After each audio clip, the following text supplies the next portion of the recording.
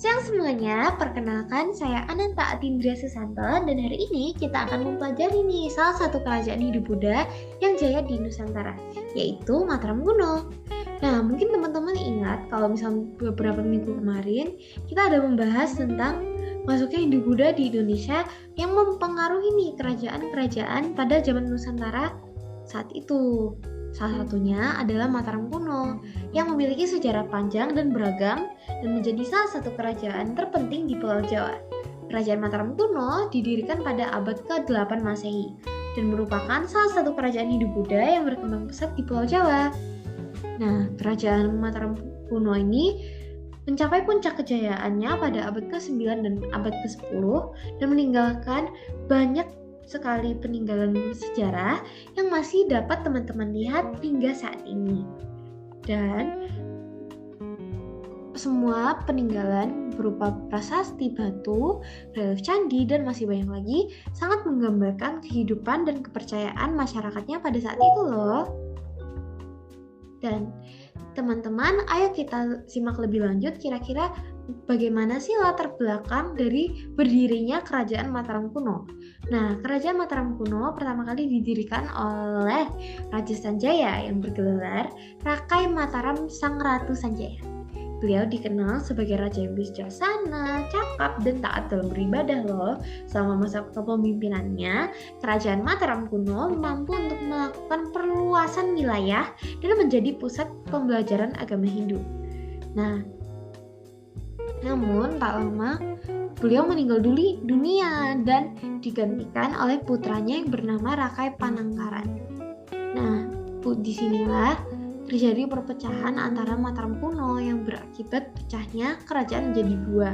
Ini Mataram kuno bercorak Buddha dan Mataram kuno bercorak Hindu yang ditandai oleh dua dinasti, dinasti Shailendra dan dinasti Sanjaya. Namun ujung-ujungnya mereka nanti akan bersatu kembali karena adanya pernikahan dari dua kebelah dinasti yang memperkuat stabilitas kerajaan.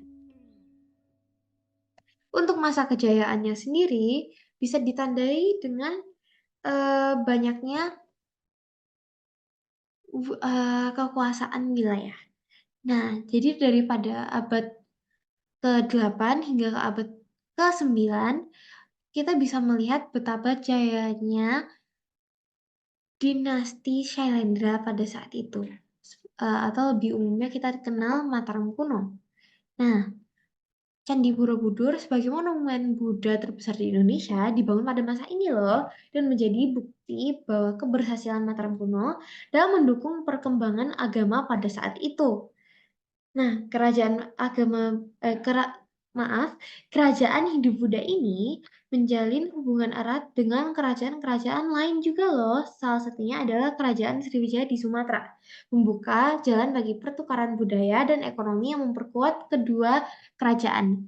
Nah, mereka juga berhasil menjalin hubungan erat dan memperluas wilayahnya hingga semenanjung Melaka.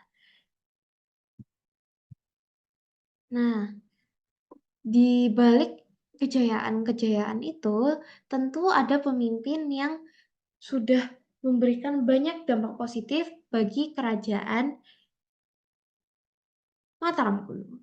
Nah, tiap pergantian raja, keadaan kerajaan Mataram kuno semakin berkembang dan gemilang. Setelah Sri Dharmatunggu, kepemimpinan berganti ke Indra, yang juga berasal dari dinasti Shailendra, yang membuat kerajaan Mataram kuno menaklukkan Chenla atau saat ini dikenal sebagai negara Kamboja. Kedua, ada nanti dipimpin lagi oleh Samaratungga. Samaratungga ini sangat mengembangkan ilmu seni di Kerajaan Mataram kuno. Bahkan dibangun juga Candi Borobudur yang terkenal sampai saat ini di masa kepemimpinannya. Nah, ada beberapa raja-raja yang bisa di-highlight nih. Yang pertama ada Raja Sanjaya, raja pertama di Kerajaan Mataram kuno. Buktinya apa sih? Ada beberapa prasasti seperti Prasasti Mantiasih, Prasasti Wanuat Tengah 3, dan Prasasti Canggal. Nah, Pusindok Ada juga Mpu Sindok. Mpu Sindok dikenal sebagai raja yang meninggalkan banyak prasasti dari masa pemerintahannya. Karena ialah tokoh yang memindahkan ibu kota dari Jawa Tengah ke Jawa Timur pada kemungkinan besar pada tahun 929 Masehi. Dan waktu itu juga ada Dyah Balitung atau nama lengkapnya Sri Maharaja Rakai Waktukura Dyah Balitung Sri Darmodaya Mahasambu. Nah, beliau menjadi keraja-kerajaan pada periode Jawa Tengah yang memerintah sekitar dari tahun 898 hingga pertengahan tahun 910. Nah, wilayah kekuasaannya mencakup Jawa Tengah, Jawa Timur, bahkan Bali. Dan ini beliau dikenal sebagai raja yang membawa kerajaan Mataram kuno ke masa kejayaannya. Dan dikenal sebagai raja yang meninggalkan banyak prasasti hingga saat ini. Puncaknya bisa kita lihat di wilayah kekuasaannya. Persebarannya ini bisa dilihat bahwa dia tuh kerajaan yang dominan. Mereka punya sumber daya alam dan sumber daya manusia yang cukup untuk disegani oleh wilayah-wilayah nggak cuma di Pulau Jawa, tapi di Pulau Sumatera, Pulau Bali, dan bahkan negara-negara lain seperti Thailand, Kamboja, dan Filipina. Nah, kita bisa lihat di sistem politiknya. Mereka dipimpin oleh dua dinasti yang memerintah secara bergantian. Yang sudah dijelaskan di awal tadi, ada dinasti Sanjaya dan dinasti Shailendra. Nah, ini awalnya mereka jadi satu. Namun karena ada perpecahan dikarenakan wafatnya seorang raja yang namanya waktu itu Rakai Panangkaran, mereka waktu itu ada terjadinya perpecahan sehingga terbagi menjadi dua dinasti. Dan nggak cuma itu aja, mereka menganut sistem monarki, dari mana raja memiliki kekuasaan tertinggi dalam mengatur segala urusan kerajaan. Di sini raja dianggap sebagai dewa yang menjelma di bumi, sesuai dengan konsep-konsep yang diajarkan pada masa Hindu-Buddha, yaitu konsep kosmogonis. Kita bisa lihat dari situasi ekonominya juga, gimana jayanya kerajaan Mataram kuno pada saat itu. Mata pencahariannya beragam. Ada beberapa yang menjadi petani, yang bergantung pada beras pada saat itu. Lalu juga ada yang menjadi pedagang, di mana mereka memperdagangkan banyak komoditas oleh pemerintah dan tetap dikenai pajak. Nah, jadi nggak cuma itu aja teman-teman. Kalau misal dari kita berdagang, mereka sudah menerapkan sistem pajak untuk sebagai menjadi tambahan dari perolehan kekayaan dari uh, kerajaan Mataram kuno. Dan nggak cuma itu aja, ada seperti pengrajin, seniman, seperti misal, ada beberapa yang menjadi pengrajin emas, besi, gamelan tembaga, alat-alat pertanian, eh, pengidung, maupun pimpinan kendang.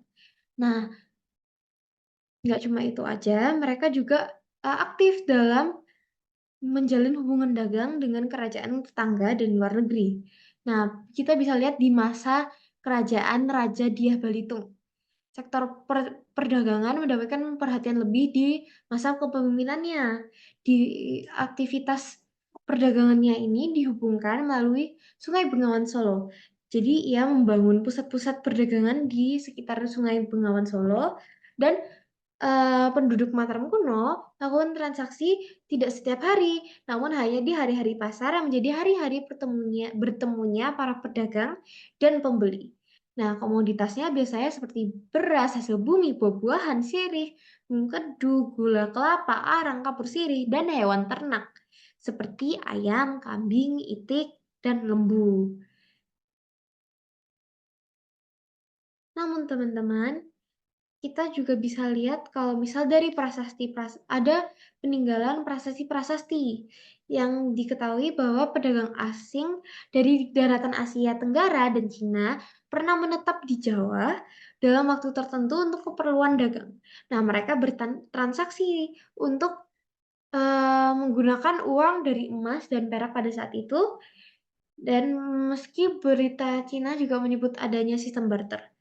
Nah, sumber pendapatan dana tidak hanya dari perdagangan saja, tapi seperti yang sudah disebutkan tadi juga mereka ada pajak yang ditarik dari desa-desa setelah 2 kali panen dalam 1 tahun, dan di mana pemimpin daerah mengumpulkan pajak di daerahnya dan kemudian diserahkan pada raja.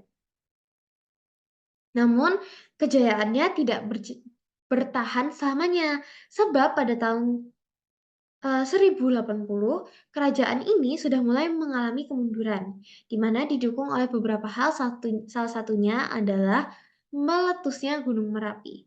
Karena bencana ini, Mpu Sindok sebagai penerus raja memindahkan ibu kota Mataram kuno dari Jawa Tengah ke Jawa Timur dan juga mengubah namanya menjadi Kerajaan Medang. Alhasil, Kerajaan Mataram kuno pun resmi tiada dan runtuh, didukung juga dengan pergantian dinasti, di mana saat itu dipimpin oleh dinasti Isyana berkat keturunan Pusindo. Jadi Mataram kuno meninggalkan banyak banyak peninggalan teman-teman, mulai dari bangunan seperti Candi-Candi Borobudur, Candi Prambanan, dan Candi Kalasan, dan ada prasasti-prasasti juga seperti Prasasti Canggal, Prasasti Kalasan, Prasasti Belitung, dan juga ada banyak kebiasaan yang dianut seperti sistem sosialnya, gotong royong, tradisi, upacara keagamaan, dan masih banyak lagi. Dan mungkin cukup sekian dari aku hari ini. Semoga pembelajaran hari ini bisa membantu dan teman-teman bisa belajar banyak hal baru dari hari ini. Aku pamit undur diri. Terima kasih.